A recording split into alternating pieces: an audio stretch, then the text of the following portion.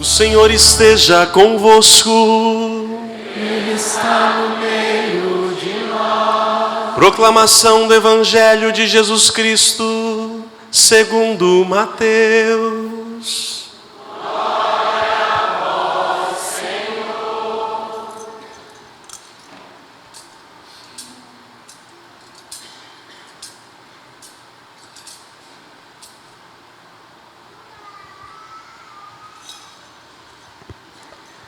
Naquele tempo, os 11 discípulos foram para a Galileia, ao monte que Jesus lhes tinha indicado.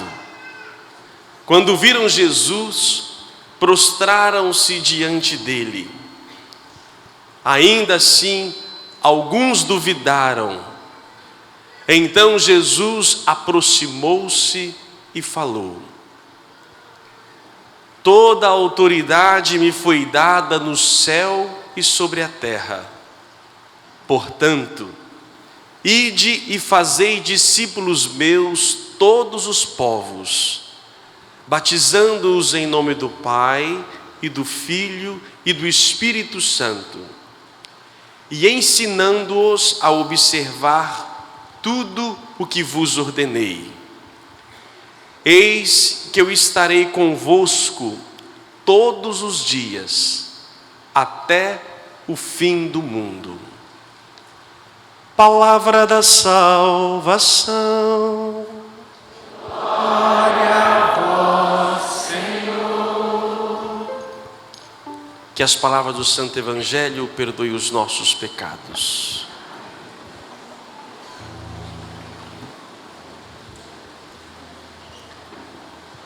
Prezados irmãos, a cada semana nos encontramos diante do altar de nosso Deus para louvar, agradecer, bendizer, ouvir suas palavras, receber teu corpo e teu sangue.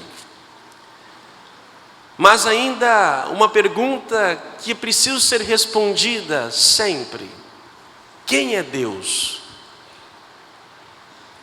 Quem é Deus? O entendimento e a resposta desta pergunta, ela é muito importante. Para que eu preciso saber disto? O que muda na prática, no meu dia a dia, saber quem Ele é? Tudo, tudo. Até porque a palavra nos ensina que nós fomos feitos à imagem e semelhança de Deus.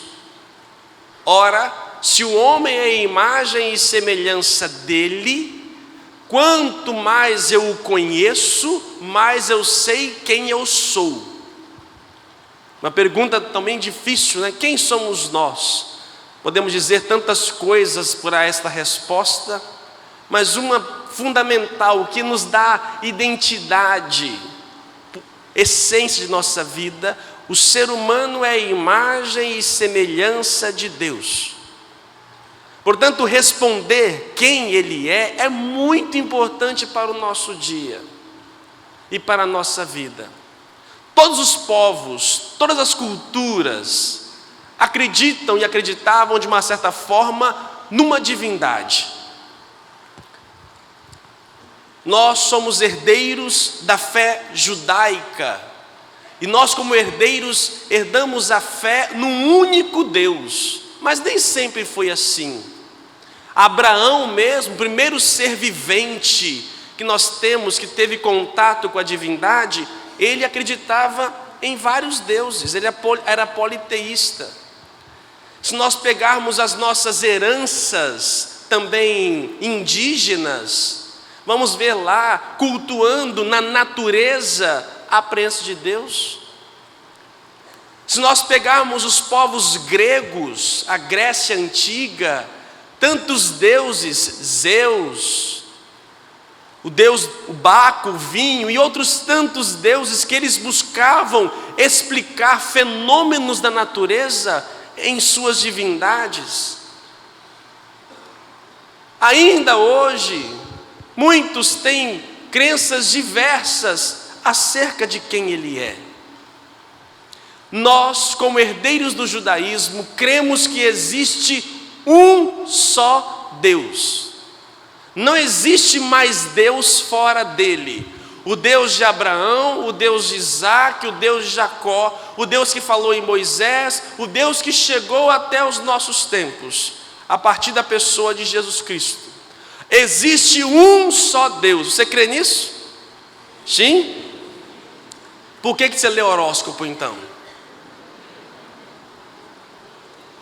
Por que você pula ondinha, 7 ondas? Por que você vai e faz despacho nas esquinas?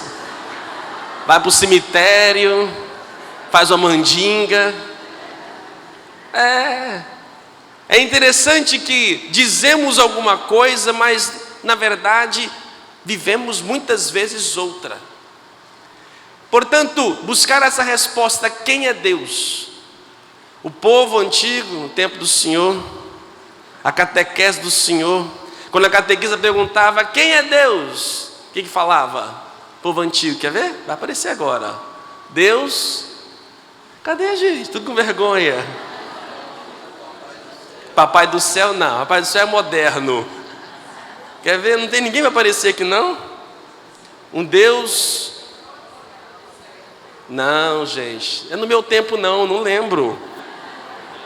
Ah lá, achei um, quer ver? O que dizia na sua catequese, meu querido? Deus é um Espírito perfeitíssimo. É isso aí, Criador do céu e da terra. Apareceu outra lá, viu? Deus é um ser perfeitíssimo, Criador do céu e da terra. Isso toda criança tinha que aprender na catequese. Mas ainda talvez isto não nos fale tanto. Amados irmãos, as leituras que nós ouvimos falam desta divindade. Olha que bonito salmo que nós cantamos. O Deus que criou, que soprou, com seu hálito nos fez de toda a criatura, as estrelas do céu. Deus fez tudo que existe na face da terra é obra de Deus. Mesmo que muitos cientistas ainda hoje insistem na teoria do Big Bang, que ali de uma explosão surgiu todo o universo no seu desenvolvimento, na sua evolução. Mesmo que talvez assim fosse, teve um princípio, e este princípio é Deus. Deus sempre existiu. Nunca houve sequer milésimos de segundos, de minutos que pudesse ser onde Deus não existisse. Deus sempre existiu. E a sua bondade, Ele quis criar todo o universo. Ele fez na sua misericórdia, Ele fez tudo que existe, inclusive o ser humano. Até aí tudo bem, herdamos a fé judaica. Mas chegou um momento em que este homem, Jesus Cristo, entrou nesta terra. Jesus, que para muitos é um homem iluminado, um homem em que Deus usou e falou através dele, mas a fé cristã chegou à conclusão de que Jesus é Deus. Mas como entender que Deus nesta terra orava ao Deus que estava no céu? Como Deus pode vir e ao mesmo tempo ficar? É graças a Jesus que nós começamos a descobrir que em Deus existe o que jamais a humanidade havia entendido, chegou à conclusão de que em Deus havia um Pai, um Filho e um Espírito. Detalhe, depois de Jesus Cristo, uma confusão de ideias surgiram. Alguns achavam que ele, Jesus, é filho de Deus, mas é menor que o Pai. E depois tem o Espírito. Alguns achavam que Jesus foi usado, o Espírito desceu nele, depois desapareceu nele, que Deus comunicou através dele. Levou-se séculos para que o cristianismo pudesse definir a igreja, definir que Ele, o Pai, o Filho e o Espírito, é o mesmo Deus, mas que existe particularidades nele. Pronto, chegamos no nome Trindade. Trindade não está na Bíblia. Não existe a palavra Trindade na Bíblia. A Trindade é o nosso entendimento acerca de Deus. Mas volta a pergunta: e aí? E daí? Que adianta saber que Ele é Pai, Filho e Espírito Santo? O que isso toca em mim? Amados, lembra? Nós somos feitos à imagem e semelhança dEle. Para que eu possa me assemelhar, eu devo então saber quem Ele é. E o bonito que a Trindade nos ensina, que Deus, na sua magnitude, Ele nunca esteve só. Deus, em Deus, é do ser de Deus a relação. Pai, Filho, Espírito, Deus, a essência própria de Deus, Ele vive uma relação. Não existe isolamento. Deus nunca esteve sozinho, porque Deus sempre esteve relacionado em si mesmo. Daí uma coisa prática já aprendemos: ser humano que se isola vira bicho. É da essência humana a relação. Nós somos chamados a relacionar. Desde pequeno bebê, se não houver um semelhante a nós, nós não nos desenvolvemos. Tem um mito antigo aí, Amala e Kamala, diziam que eram duas crianças que foram criadas na selva, sem nenhum ser humano. Anos depois, essas crianças desenvolveram, elas andavam de quatro, elas emitiam os sons dos animais, porque é necessário o ser humano um relacionamento, senão ele não desenvolve. Ao contrário, um animal, você pega um gato e coloca para ser criado no meio de galinha, o gato vai fazer o quê? Miau. Não vai fazer piu-piu. O ser humano necessita da relação para ser, é da nossa essência. Por isso, meus irmãos, o que acontece às vezes é que mesmo nós crescendo num lar com pessoas, essas pessoas, mesmo relacionando conosco, ela não nos ajuda a nos desenvolver. Quanto pai, quanta mãe, ou quando os tem, parece mais um cachorro do que um ser humano. Quanto o pai, quanto a mãe, quanto pessoas que passam nossa vida, não nos ajuda, ao nos relacionarmos, ela não nos ajuda a ser o melhor de nós mesmos. Nós somos a imagem de Deus que é relação. Por isso devemos aprender como Deus se relaciona, para que a gente possa ser feliz.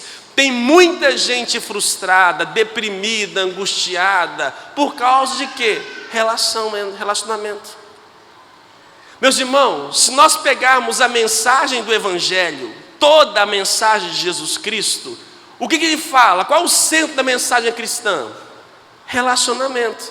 Amar, perdoar, 70 vezes 7, renunciar, tudo se passa pelo quê? Relacionar.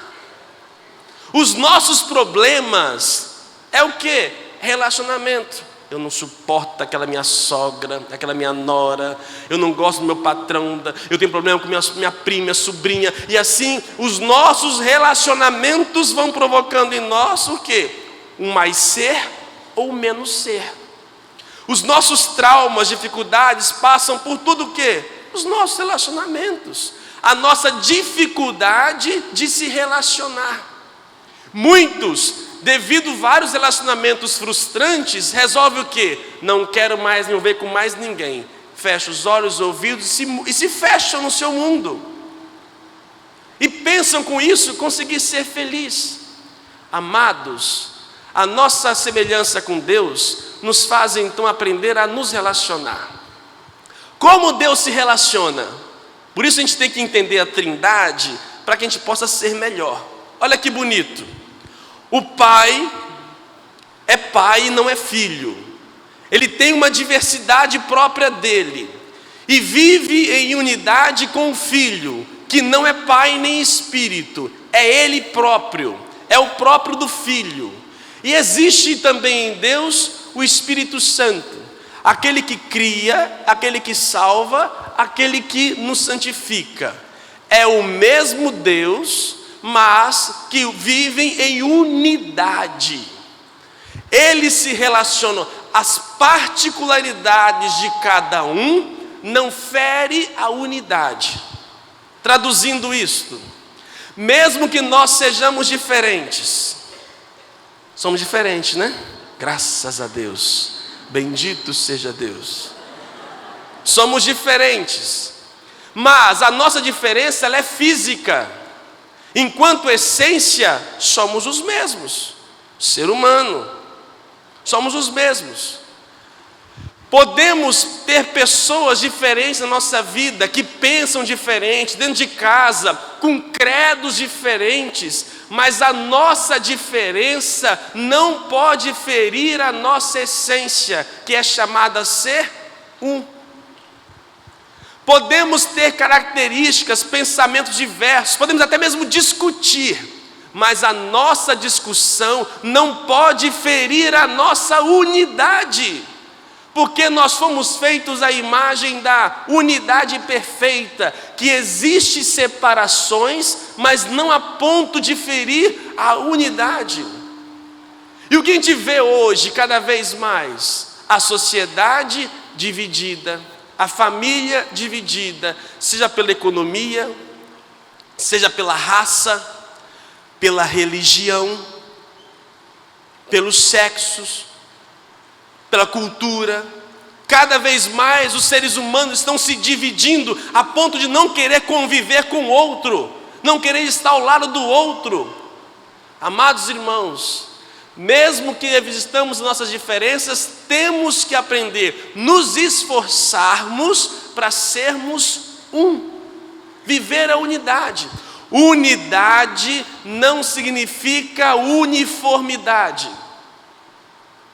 Eles são uns, mas cada um diferente, é da essência.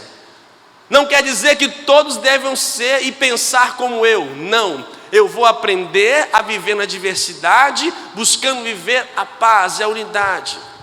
Por isso é importante o conhecimento de Deus. Ele vive essa unidade perfeita, tão perfeita, que de Jesus, quem o vê, vê o Pai. Porque o que ele fala, o que ele faz é tão em sintonia com o Pai, que vê-lo é ver o Pai. Assim, os primeiros cristãos eram conhecidos por quê? Pelo amor. Olha como eles se amam. É o amor que fazia eles cada vez mais demonstrar a existência de Deus. A crise de fé também que vivemos hoje em nossa sociedade é por quê? Por causa também dos cristãos que não aprenderam ainda a amar. Por falar em amor, termino dizendo, o amor nos revela a diversidade em Deus. Deus é simples, mas não existe perfeição maior do que o amor. Tanto é que a Bíblia chama de Deus amor. E olha, vou tentar dizer para vocês em poucas palavras, um pensamento de um teólogo do século XII, um santo da igreja, Ricardo de São Vítor. Olha o que Ricardo fala, acho que não é santo não. Ricardo fala sobre a particularidade em Deus. E eu termino dizendo sobre isso.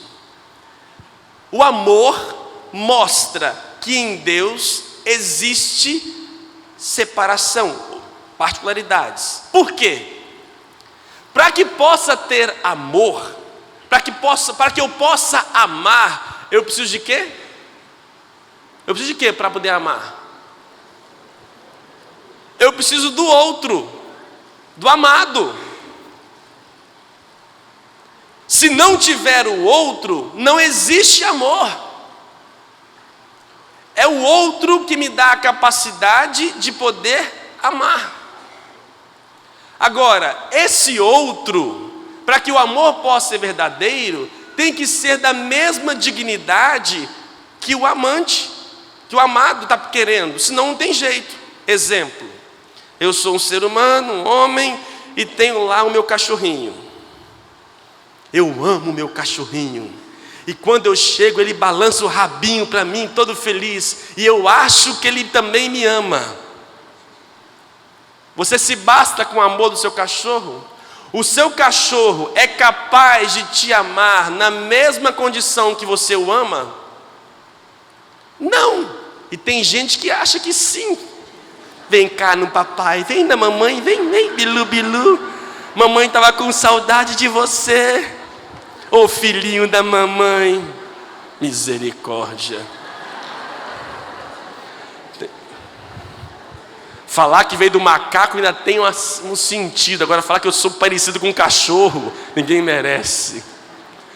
Não, nada a ver ter um relacionamento de carinho com um animal. Mas o animal nunca poderá fazer com que eu experimente o amor. É preciso que um outro igual a mim, para que o amor possa acontecer, não é verdade? Daí Ricardo de São Vito diz, se Deus é amor, Deus, para poder ser amor, tem que haver outro, na mesma condição dele. Ele não pode ser amor amando a nós. Nós poderíamos, entre aspas, seríamos o cachorrinho diante de Deus.